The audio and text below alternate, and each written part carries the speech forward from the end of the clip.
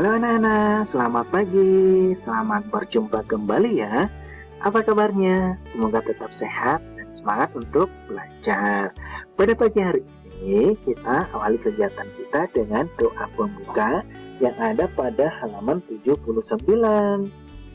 Mari kita berdoa dalam nama Bapa, Putra, dan Roh Kudus. Amin. Ya Tuhan, hari ini kami akan mempelajari kehidupan Yohanes Pembaptis. Bantulah kami agar mengetahui hal-hal yang telah dilakukannya untuk mempersiapkan kedatangan-Mu. Bukalah juga hati kami agar dapat merasakan imannya yang kuat dan juga kejujuran serta kerendahan hatinya, sehingga dipercaya oleh semua orang di sekitarnya. Amin. Dalam nama Bapa, Putra, dan Roh Kudus. Amin. Nah, setelah selesai kita berdoa, maka kita mulai pelajaran kita. Hari ini belajar apa ya? Yuk kita lihat dulu.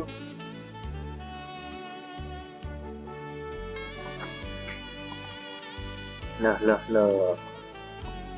Ternyata hari ini pelajaran 6. Judulnya atau temanya adalah Yohanes Pembaptis. Loh, kok ada gambar bayi ya? Yuk kita lihat. Kenapa bisa ada gambar bayi? Loh, terkutuk. Dia. Kamu? Hah? Siapa? Hah? Stop. Kita panggil Pak Guru dulu.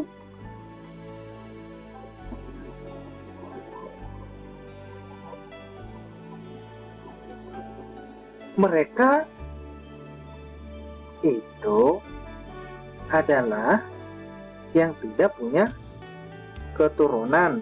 Itulah yang terkutuk. Jadi bukan dia dan bukan kamu. Pada zaman dahulu, yang tidak memiliki anak atau keturunan atau bayi itu dianggap orang yang terkutuk. Nah, itulah ceritanya. Oh, begitu. Loh, kok bertanya lagi sih? Bu Guru, mau bertanya. Tanya apa? Kata Pak Guru minggu yang lalu itu, kalau ada yang tidak memiliki bayi itu dikatakan orang yang terkutuk. Nah, itu kan pada zaman dahulu. Nah, salah satunya itu yang tidak memiliki anak itu di usia yang muda adalah Elizabeth dan Zakaria. Baru mereka memperoleh keturunan pada usia yang tua. Dan anak mereka itu adalah siapa ya? Yuk kita lihat siapa anak Elizabeth dan Zakaria.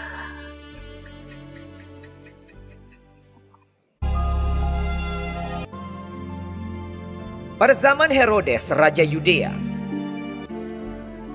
adalah seorang imam yang bernama Zakaria. Istrinya namanya Elizabeth. Dan ia pun melahirkan seorang anak laki-laki. Namanya adalah Yohanes. Dan Zakaria, ayahnya, penuh dengan Roh Kudus lalu bernubuat. Katanya, "Terpujilah Tuhan Allah Israel, sebab ia melawat umatnya dan membawa kelepasan baginya. Dan engkau, hai anakku, akan disebut Nabi Allah yang Maha Tinggi, karena engkau akan berjalan mendahului Tuhan untuk mempersiapkan jalan baginya, untuk memberikan kepada umatnya pengertian akan keselamatan yang berdasarkan pengampunan dosa-dosa mereka. Adapun anak itu bertambah besar dan makin kuat rohnya. Dan ia tinggal di padang gurun sampai kepada hari ia harus menampakkan diri kepada Israel.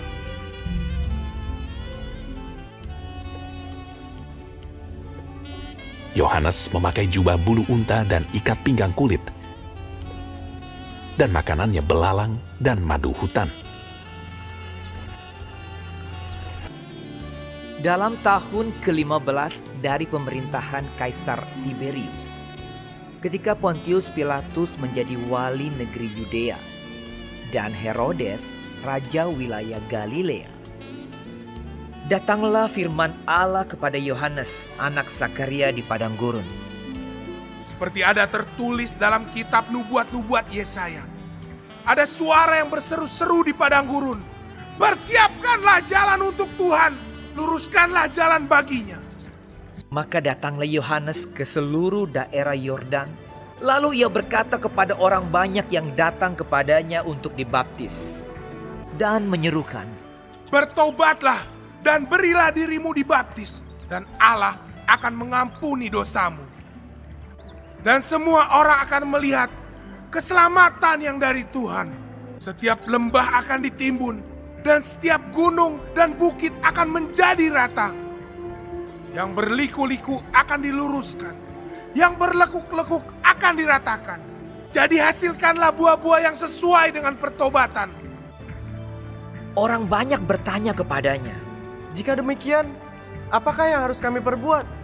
Jawabnya, Barang siapa mempunyai 2 helai baju, dan barang siapa mempunyai makanan, hendaklah ia membaginya dengan yang tidak punya. ada datang juga pemungut-pemungut cukai untuk dibaptis, dan mereka bertanya kepadanya. Guru, apakah yang harus kami perbuat? Jawabnya, Jangan menagih lebih banyak daripada yang telah ditentukan bagimu. dan prajurit-prajurit bertanya juga kepadanya. Dan kami, apakah yang harus kami perbuat? Jawab Yohanes kepada mereka, Jangan merampas, dan jangan memeras, dan cukupkanlah dirimu dengan gajimu. Aku membaptis kamu dengan air, tetapi ia yang lebih berkuasa daripadaku akan datang, dan membuka tali kasutnya pun aku tidak layak. Ia akan membaptis kamu dengan Roh Kudus dan dengan api. Dengan banyak nasihat lain, Yohanes memberitakan Injil kepada orang banyak.